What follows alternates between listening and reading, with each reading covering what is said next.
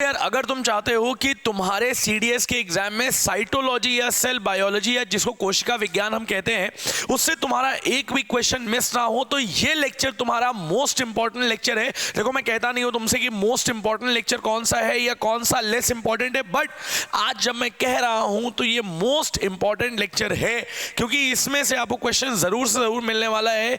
आपको हो सकता है एप्लीकेशन बेस्ड क्वेश्चन मिल जाए या हो सकता है कि आपको स्ट्रेट क्वेश्चन मिल जाए। तो इसीलिए इस लेक्चर को पूरा फ्रॉम स्टार्टिंग टू एंड जरूर देखना अगर तुम चाहते हो कि तुम्हारा सीडीएस में सेल बायोलॉजी से आने वाला क्वेश्चन कोई भी मिस ना हो। ठीक है, तो हेलो एवरीवन, मेरा नाम है प्रशांत, मैं पढ़ाता हूं आपको बायोलॉजी और chemistry for your CDS examination. CDS examination की इस तैयारी में जितनी मेहनत आप लोग कर रहे हैं उतनी ही मेहनत हम भी आपके साथ में कर रहे हैं, ताकि आपके सपने को पूरा किया जा सके और आपको उस वर्दी के पास ले जाया जा सके जहां पर 2 सितारे चमक रहे हो, आपके चेहरे पे मुस्कान हो, आपके माता पिता के चेहरे पे मुस्कान के साथ में और गर्व का एक अनुभव हो। ठीक है, चलो भाई, without wasting any further time, कोई इधर उधर की बातें नहीं, हम लोग कंटेंट की बात करते हैं, क्योंकि आज मोस्ट इंपॉर्टेंट चीज हम लोग पढ़ने वाले हैं। ठीक, देखना शुरू करते हैं बेटा। बहुत बेहतरीन तरीके से देखेंगे, बहुत सारी चीजों को देखेंगे और सारी चीजों को हम लोग समझते जाएंगे। देखो क्या क्या चीजें हम लोग देख चुके हैं अभी तक हम लोगों ने देख लिया है प्रोकैरियोटिक सेल के बारे में, हमने देख लिया है यूकैरियोटिक सेल के बारे में, हमने प्रोकैरियोटिक सेल के बारे में पूरी बातें देखी, ईच एंड एवरीथिंग। और जब यूकैरियोटिक सेल की बात थी तो हमने ये बताया था केवल कि ये जो होती है वो डेवलप्ड सेल होती है और कुछ नहीं होती है। ठीक, तो आज ही हम देखेंगे यूकैरियोटिक सेल के बारे में और कैसे कैसे क्या क्या चीजें आ रही हैं। देखो जब भी हम बात करते हैं किसकी, जब भी हम बात करते हैं यूकैरियोटिक सेल की, तो यूकैरियोटिक सेल कहने का मतलब क्या है भाई? तुमको पता है कि यूकैरियोटिक सेल कहने का मतलब क्या है? भैया आपने कल हमें बताया था यूकैरियोटिक के बारे में कि यू का मतलब क्या होता है? यू का मतलब होता है ट्रू। क्या मतलब होता है? यू का मतलब होता है ट्रू। और कैरियोटिक वर्ड जो है वो लिया गया है कैरियन से, और कैरियन का मतलब क्या होता है? कैरियन का मतलब भैया होता है न्यूक्लियस। मतलब अगर आप बोलेंगे तो यहां पर क्या पाया जाता है? यहां पे ट्रू न्यूक्लियस पाया जाता है। बिल्कुल सही बात है। अब क्या बोल रहे हैं, अगर ट्रू न्यूक्लियस के साथ साथ देखोगे तुमको क्या देखने को मिलता है? तुमको देखने को मिलता है यहां पर कि इसमें बहुत सारी ऐसी चीजें पाई जाएंगी जो आपको बिल्कुल प्रोकैरियोटिक से अलग देखने को मिलेंगी। जैसे क्या क्या बात कर रहे हैं, अगर आप सेल को देखते हैं तो सेल को आप 3 पार्ट में डिवाइड कर सकते हैं। कितने पार्ट में डिवाइड कर सकते हैं? यूकैरियोटिक सेल को आप 3 पार्ट में डिवाइड कर सकते हैं। सबसे पहली हो गई मेम्ब्रेन, या जिसको हम बोलते हैं सेल मेम्ब्रेन। क्या आ गई बेटा? यहां पे सबसे पहली चीज आ गई आपकी सेल मेम्ब्रेन। अब सेल मेम्ब्रेन के बाद आप देखेंगे तो क्या आ जाएगा बेटा? सेल मेम्ब्रेन के अंदर आपको क्या देखने को मिलेगा? साइटोप्लाज्म देखने को मिलेगा। क्या देखने को मिलेगा आपको? साइटोप्लाज्म देखने को मिलेगा। और साइटोप्लाज्म के बाद बेटा आप बात करते हैं यहां पे, तो आपको क्या देखने को मिलता है? आपको न्यूक्लियस देखने को मिलता है। क्या देखने को मिलता है? आपको न्यूक्लियस देखने को मिलता है। मेरी बात को बहुत प्यार समझते जाओ, सारी बातें तुमको समझ में आएंगी और बहुत बेहतरीन तरीके से हम आगे बढ़ते जाएंगे।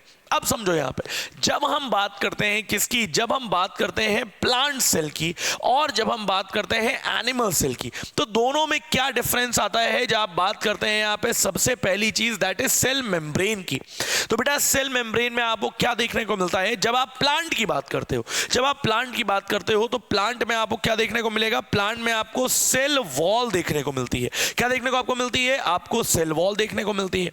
इन कंपैरिजन अगर आप एनिमल में देखोगे तो आपको एनिमल में सेल वॉल जो होती है, क्या होती है बेटा? आप सेल वॉल बोलोगे तो सेल वॉल एब्सेंट होती है यहां पे।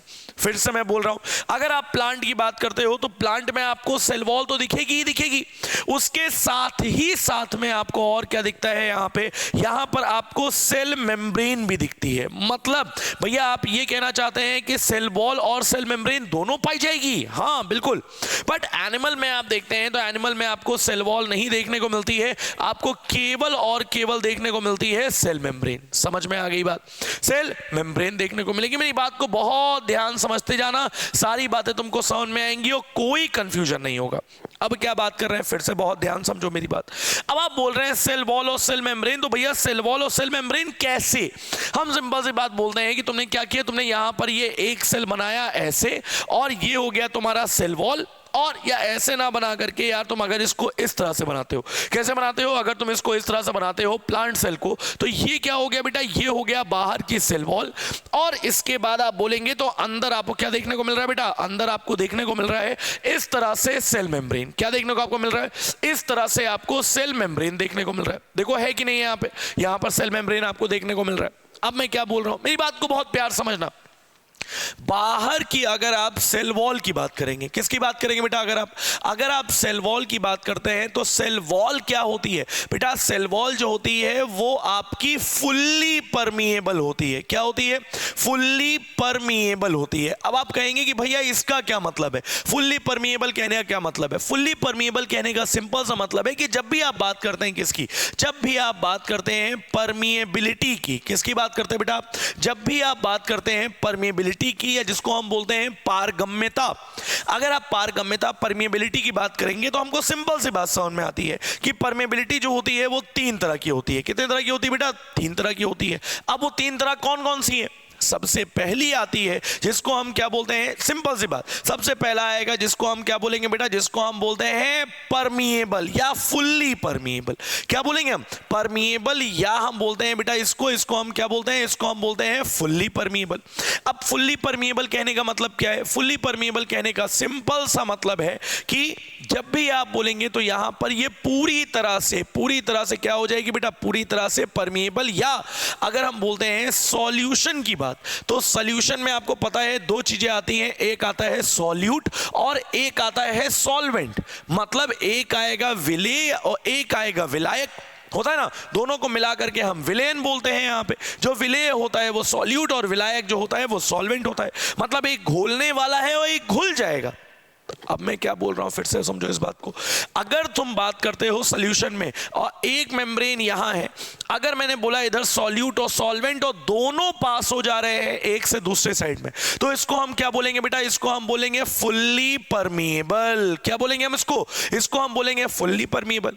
अगर मैं बोल रहा हूं कि सॉल्यूट का मूवमेंट नहीं हो रहा है और केवल सॉल्वेंट मूव हो रहा है, तो मैं क्या बोलूंगा, इसी को मैं बोलूंगा सेमी परमिएबल। क्या बोलूंगा मैं इसको मैं बोलूंगा सेमी परमिएबल। और अगर मैं ऐसा बोल रहा हूं कि ना यहां से सॉल्यूट पास हो रहा है ना सॉल्वेंट पास हो रहा है, तो मैं इसको क्या बोलूंगा बेटा, मैं इसको बोलूंगा इम्परमिएबल। क्या बोलूंगा मैं इसको मैं बोलूंगा इम्परमिएबल। मतलब यहां से कुछ भी पास नहीं हो रहा है। मेरी बात को बहुत ध्यान समझना। अब मैं क्या बोल रहा हूं, अगर आप बात करते हैं सेल वॉल की, तो सेल वॉल क्या है बेटा, सेल वॉल फुल्ली परमिएबल है। फुल्ली परमिएबल कहने का मतलब क्या है, फुल्ली परमिएबल कहने का मतलब है कि यहां से सॉल्यूट और सॉल्वेंट दोनों बहुत इजीली पास हो जाएंगे। समझ में आ गई बात, कोई दिक्कत नहीं। अगर आप बात करते हैं सेल वॉल की, तो बेटा सेल वॉल में आपको क्या देखने को मिलता है, सेल वॉल में आपको देखने को मिलता है कि मेजर कॉम्पोजिशन, क्या बोल रहा हूं मैं, जो मेजर कॉम्पोजिशन या मेजर जिस चीज से मिल के बनी होती है उसको हम क्या बोलते हैं बेटा, उसको हम बोलते हैं सेल्यूलोज। क्या बोलते हैं हम इसको, सेल्यूलोज बोलते हैं। और सेल्यूलोज कहां बोलते हैं, अगर आप बात करते हैं प्लांट में, और प्लांट में बात करेंगे अगर आप हायर प्लांट्स की बात करते हैं या आप ग्रासेस की बात करते हैं, वहां आपको क्या देखने को मिलेगा, सेल्यूलोज देखने को मिलेगा। बट अगर यहीं पर आप क्या बोलेंगे, यहीं पर आप बोल देंगे फंजाई, तो अब देखो यहां पे फंजाई में भी आपको देखने को मिलेगा। तो वहां पे क्या पाया जाता है, वहां पर काइटिन पाया जाता है। क्या पाया जाता है वहां पे, काइटिन पाया जाता है।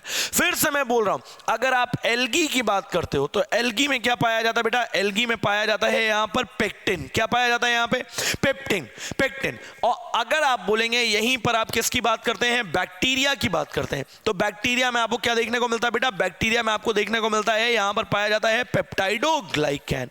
समझ में आ गई बात इतनी, कोई दिक्कत है इसमें। तो मैं क्या बोल रहा हूं, यहां पे काइटिन पाया जाएगा, पेक्टिन पाया जाएगा, सेल्यूलोज पाया जाएगा और क्या पाया जाएगा, पेप्टाइडोग्लाइकैन पाया जाएगा।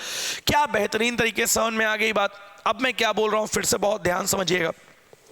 अगर आप सेल वॉल की बात करते हैं तो सेल वॉल क्या होती है बेटा, सेल वॉल रिजिड स्ट्रक्चर बनाने का काम करती है। क्या काम करती है, रिजिड स्ट्रक्चर बनाने का काम करेगी।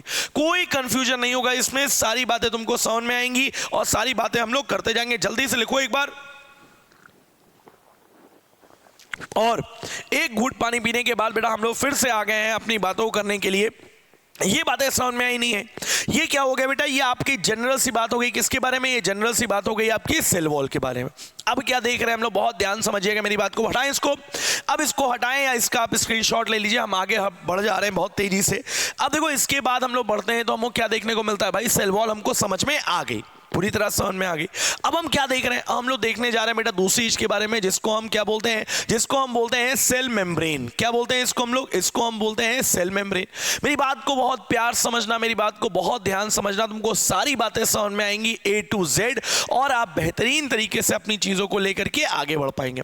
अगर आप सेल मेम्ब्रेन की बात करते हैं तो सेल मेम्ब्रेन क्या है, पहली बात तो ये जान लीजिए कि अगर आप इसकी परमिएबिलिटी की बात करते हैं, किसकी बात करते हैं बेटा, अगर आप इसकी परमिएबिलिटी की बात करते हैं तो आपको क्या देखने को मिलता है, ये होता है आपका सेमी परमिएबल। क्या होता है बेटा, ये होता है आपका सेमी परमिएबल। अब सेमी परमिएबल कहने का मतलब क्या है भाई, याद करो मैंने तुमको बताया था कि सॉल्यूट के मॉलिक्यूल का मूवमेंट रुक रहा है और सॉल्वेंट के मॉलिक्यूल का मूवमेंट हो रहा है। समझ में आ रही बात, फिर से मैं क्या बोल रहा हूं भैया, आपने ये बोला कि यहां पे मूवमेंट जो हो रहा है वो केवल सॉल्वेंट के मॉलिक्यूल का हो रहा है, तो मैं सही बात कह रहा हूं। और यही चीज आपको देखने को मिलता है कहां पे बेटा, यही चीज आपको देखने को मिलता है जब आप बात करते हो किसकी, तीन चीजों की। जैसे अब देखो सेल मेम्ब्रेन की बात कर रहा हूं मैं, और कैसे बात कर रहा हूं मैं, बहुत ध्यान समझिएगा। देखो तीन चीजों की बात करनी है, बट उससे पहले हम दो चीजों की और बात करेंगे। क्या चीज, देखो मैंने आपको केमिस्ट्री में, जब आप याद करिए जब मैंने सॉल्यूशन चैप्टर पढ़ाया था आपको, तो सॉल्यूशन चैप्टर में सॉल्यूशन क्या मतलब थोड़ा बहुत सॉल्यूशन के बारे में जब बताया था, तब मैंने आपको बताया था ऑस्मोसिस के बारे में, बताया था नहीं बताया था। कैसे बता रहे हैं हम यहाँ पे, अगर हम ऑस्मोसिस की बात करते हैं, ऑस्मोसिस से पहले हम किसकी बात करते हैं बेटा, ऑस्मोसिस से पहले हम डिफ्यूजन की बात करते हैं। मेरी बात को बहुत ध्यान समझिएगा, ठीक। अगर आप डिफ्यूजन की बात करते हैं तो डिफ्यूजन क्या होता है बेटा, डिफ्यूजन जो होता है वो मूवमेंट होता है। क्या होता है, डिफ्यूजन मूवमेंट होता है मॉलिक्यूल का, कोई भी मॉलिक्यूल हो सकता है यहाँ पे, whether it is a molecule of solute और whether it is a molecule of solvent, ठीक। किसी भी मॉलिक्यूल का मूवमेंट होता है अगर हायर कॉन्सेंट्रेशन से लोअर कंसंट्रेशन की तरफ, हम फिर बोल रहे हैं आपसे, अगर मूवमेंट होता है मॉलिक्यूल का from an area of higher concentration to the area of lower concentration, तो इसको हम क्या बोलते हैं बेटा, इसको हम बोलते हैं डिफ्यूजन। और अगर मैं यहीं पे बोल रहा हूं कि मूवमेंट हो रहा है वाटर के मॉलिक्यूल का, किसका मूवमेंट हो रहा है बेटा, वाटर के मॉलिक्यूल का मूवमेंट हो रहा है, कहां से कहां बेटा, केवल और केवल वाटर के मॉलिक्यूल का मूवमेंट या सॉल्वेंट का मूवमेंट हो रहा है from an area of higher concentration to the area of lower concentration. और यहीं पर हम एक और चीज जोड़ दे रहे हैं, यहीं पर हम एक और चीज जोड़ रहे हैं जिसको हम बोल रहे हैं सेमी परमिएबल मेम्ब्रेन। क्या बोल रहे हैं हम इसको हम बोल रहे हैं बेटा सेमी परमिएबल मेम्ब्रेन, लिखते जाइएगा साथ साथ में। इसको हम क्या बोल रहे हैं बेटा, इसको हम बोल रहे हैं सेमी परमिएबल मेम्ब्रेन। तो अब समझिए यहां पर फिर से बहुत ध्यान से इस बात को, सेमी परमिएबल मेम्ब्रेन के थ्रू मूवमेंट होना हायर कॉन्सेंट्रेशन से लोअर कॉन्सेंट्रेशन की तरफ अक्रॉस सेमी परमिएबल मेम्ब्रेन हम क्या बोलते हैं, ऑस्मोसिस कहा जाता है। समझ में आ गई मेरी बात, क्या मेरी बात समझ में आई, और क्या मेरी बात बहुत बढ़िया तरीके से आपको रिलेट कर पा रहे हैं। अब देखो क्या बात कर रहे हैं, फिर से इसी बात को लेकर के अब हम आ रहे हैं यहां पे, कैसे आ रहे हैं समझिएगा इस बात को। देखो हमने क्या किया, हमने यहां पर तीन तरह के सॉल्यूशन लिए हैं। क्या लिए हमने, तीन तरह के सॉल्यूशन लिए, एक सॉल्यूशन ये लिया, एक सॉल्यूशन ये लिया और एक सॉल्यूशन ये लिया, ठीक। अब मैं क्या बोल रहा हूं, मैंने बोला कि मैंने यहां पर उठा करके एक सेल को रख दिया है, किसको रख दिया बेटा, एक सेल को मैंने यहां पर उठा के रखा है, एक सेल को मैंने यहां पे उठा के रखा है और एक सेल को मैंने यहां पे उठा के रखा है। समझ में आ गई बात, कोई दिक्कत नहीं है भैया, बिल्कुल सही कह रहे हैं आप। अब मैं क्या बोल रहा हूं, फिर से देखो, अगर मैं यहां पर बोलूंगा तो मैं इस तरह से कह रहा हूं कि यहां पर बहुत ध्यान समझना मेरी बात को, मैं बोल रहा हूं कि अंदर साइड में वाटर का कॉन्सेंट्रेशन ज्यादा है। किसका कॉन्सेंट्रेशन ज्यादा है बेटा, अंदर साइड में वाटर का कॉन्सेंट्रेशन क्या है बेटा, ज्यादा है। और अगर वाटर का कॉन्सेंट्रेशन ज्यादा है तो क्या हम ये बोल सकते हैं कि अंदर अगर वाटर का कॉन्सेंट्रेशन ज्यादा है तो बाहर वाटर का कॉन्सेंट्रेशन अपने आप कम हो जाएगा, होगा कि नहीं होगा, क्योंकि अगर अंदर ज्यादा है तो हमने कंपेयर किया होगा ना, किससे कंपेयर किया, हमने बाहर से कंपेयर किया, तो बाहर के कंपैरिजन में अंदर का वाटर कॉन्सेंट्रेशन क्या है, ज्यादा है। वाटर कॉन्सेंट्रेशन कहने का मतलब क्या है, यहां पर सॉल्वेंट का मॉलिक्यूल ज्यादा है। क्या है बेटा, सॉल्वेंट का मॉलिक्यूल ज्यादा है। क्या यही चीज है कि नहीं है? अब देखो क्या बात कर रहा है, मेरी बात को बहुत प्यार समझना। अगर सॉल्वेंट ज्यादा है तो ऑटोमेटिकली क्या हम ये नहीं बोल सकते कि सॉल्यूट भैया कम हो जाएगा? यहां पे मेरी बात को बहुत प्यार से समझना भाई, तुमको एक एक चीज समझ में आएगी। अगर मैं बोल रहा हूं सॉल्वेंट ज्यादा है तो सॉल्यूट ऑटोमेटिकली क्या हो जाएगा? कम हो जाएगा।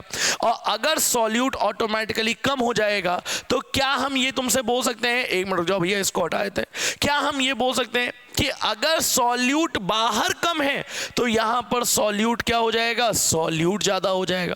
होगा कि नहीं होगा? तो अब आप समझिए फिर से, अंदर सॉल्वेंट ज्यादा बाहर सॉल्वेंट कम। क्या हो गया बेटा? वाटर कम है मतलब सॉल्वेंट क्या हो गया? बाहर सॉल्वेंट कम। मैं फिर से बोल रहा हूं, अंदर सॉल्वेंट ज्यादा बाहर सॉल्वेंट कम, अंदर सॉल्यूट ज्यादा बाहर सॉल्यूट कम। ठीक, अब फिर से क्या बोल रहे हैं फिर समझिएगा मेरी बात को। दूसरी कंडीशन क्या है बेटा? अगर हम बोल रहे हैं अंदर साइड में यहां पर सॉल्यूट क्या है बेटा?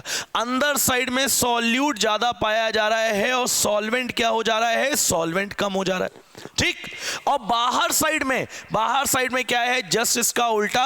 अगर सॉल्यूट कम है, अगर सॉल्यूट कम है तो सॉल्वेंट क्या हो जाएगा बेटा? सॉल्वेंट हो जाएगा ज्यादा। समझ में आ गई बात?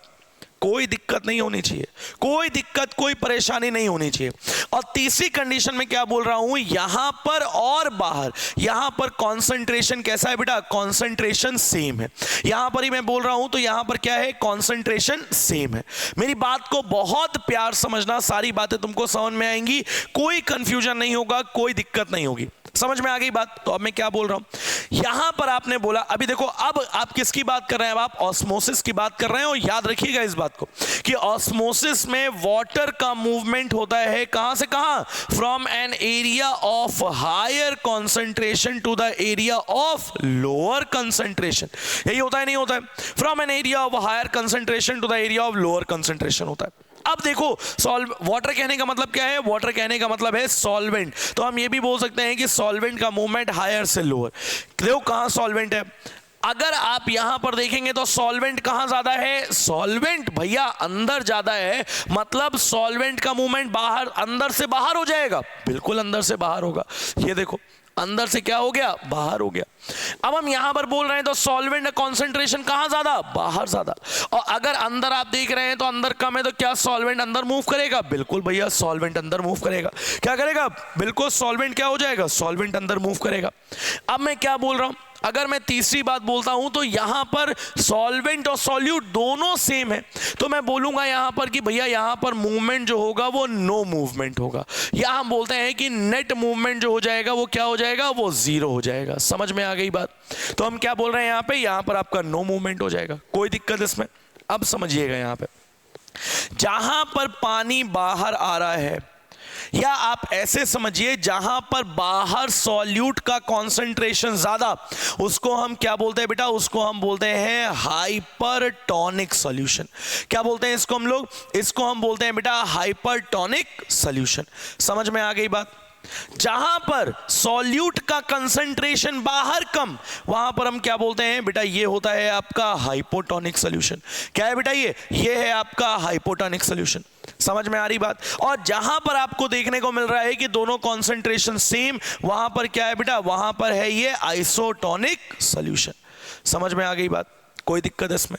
तो याद रखने वाली बात एक और है। कैसे याद करेंगे?